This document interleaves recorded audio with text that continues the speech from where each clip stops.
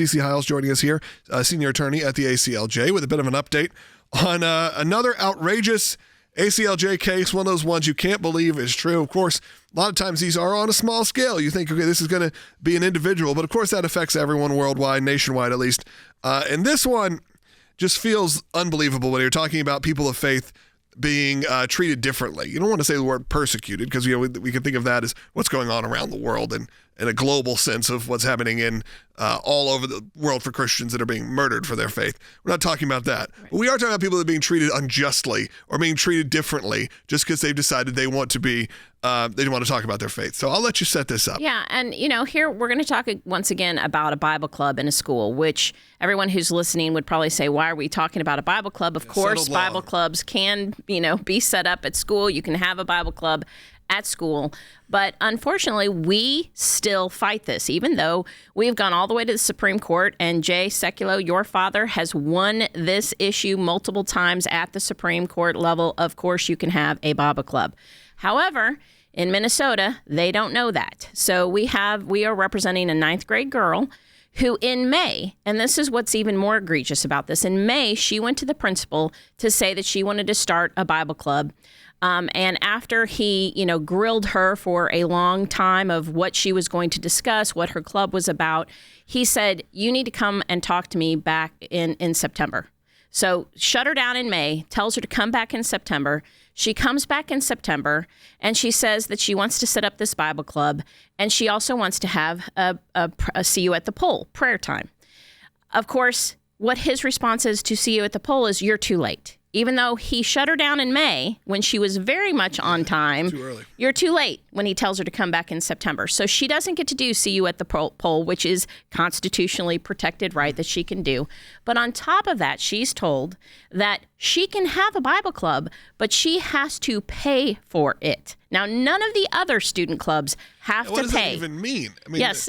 Basically, you have to rent the space in the school to have your student club. But there's other clubs. There's Boy Scouts that meet there. There's Girl Scouts. There's 4-H club. There's a litany of clubs that treating like that a church place. renting out a theater. And that's the rub there. Yes. The principal, instead of classifying it as a student-run group like the secular groups, the principal decided to categorize this Bible study club as a church instead of a student-run group. Yeah, and they actually have different allocations for, like, there's A group, B group, C group, D group, and the B group is the student-led groups, but she's not being charged under that. She's not being allowed to operate under that. She's now moved into a church group, which is treated completely differently. This is a student.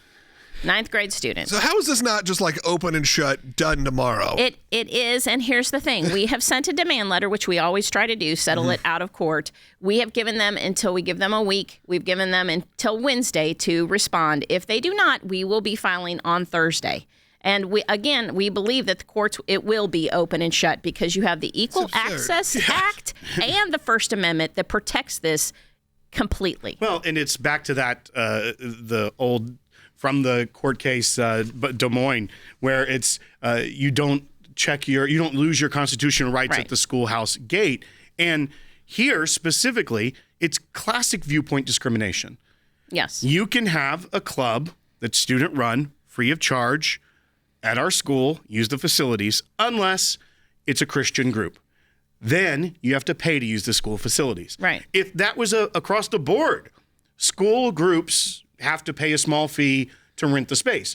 That wouldn't be the constitutional violation. Right. I mean, students may not, and parents may not be happy with that. Right. But you can't say all of these get to just use the facilities. Right. But we're going to consider you a church 9th grade student that wants to have a Christian club here.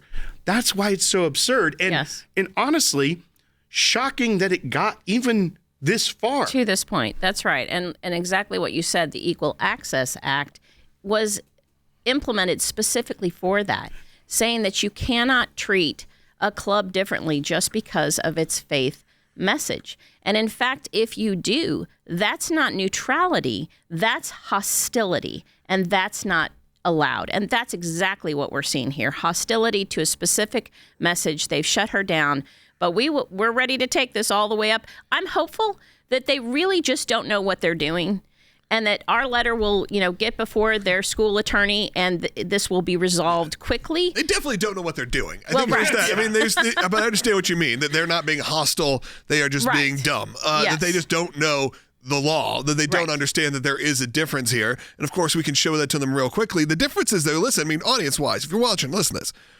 We have Cece. We have our entire ACLJ team. This is not free. We have to...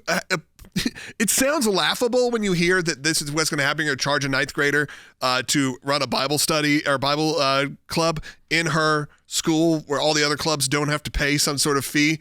It sounds ridiculous. But because the fact that we're able to do this and we're able to actually go to court if necessary for this student, or even what we've had to put hours in already, to have attorneys attached to this, to have staff attached to this, to give it airtime.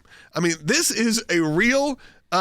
this costs a real money. And that's when we ask for support. We tell people to support the work of the ACLJ. It's because these people cannot do this without us. Likely, this would have been swept under the rug. No one would have ever known. But because we're able to offer our services for free to these students, to parents, to people who need it, to you, if you're watching right now, that is because people become ACLJ supporters. And this is what's on the screen right now, ACLJ champions, people that give on a monthly basis, because we would not be able to do this without you. They would not be able to have to go to court or even have professional lawyers assigned to do this for free. That's exactly right. Legal fees and litigation costs can be absurd.